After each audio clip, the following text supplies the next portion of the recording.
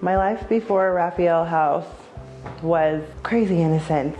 I was in an abusive relationship that I, at that time, did not know was abusive. There was a lot of yelling, a lot of arguing, a lot of fighting. It was scary. And when it became physical was when I left, because that's what I knew was abuse.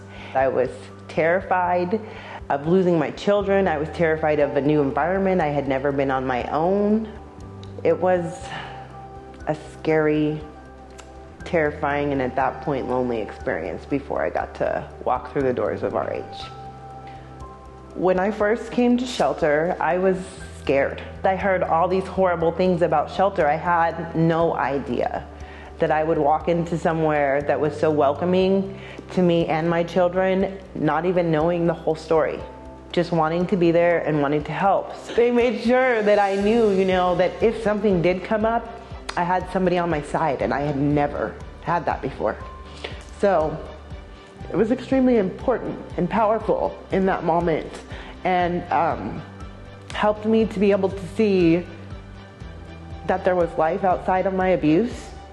And if I would have never had that experience or chance, I can't say I'd be where I was today, because it showed me a light at the end of the tunnel, that there was a chance for life after abuse, that I can do this on my own and build my own support circle.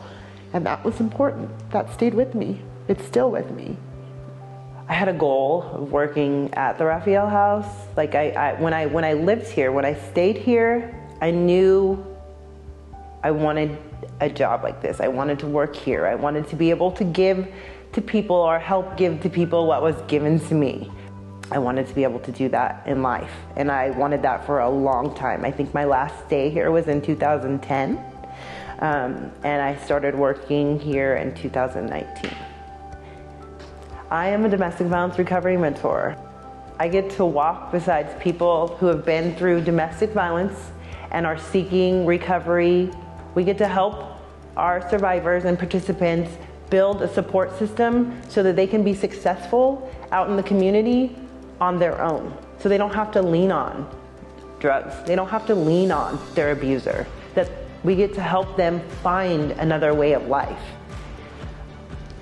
What I love about my job is I get to show up to work as me, with everything I've been through, all my flaws, all my great things, I get to show up as me. My criminal background, I needed that for this job. I get to show up as me. I get to share that story, I get to just be authentic, and that helps the next person. I get to be a person that they can talk to, that they know has already been through that, or something like it. And that makes a world of difference, because talking to someone that has no clue what you've been through is a lot harder to grasp their understanding and know that you're safe.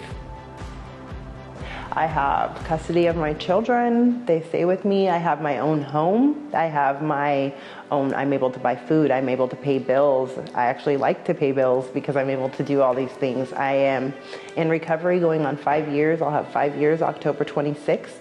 And I'm able to walk alongside people that were in this position where I was at when I started, when I had no hope and didn't know that I could do these things on my own. So my life is amazing.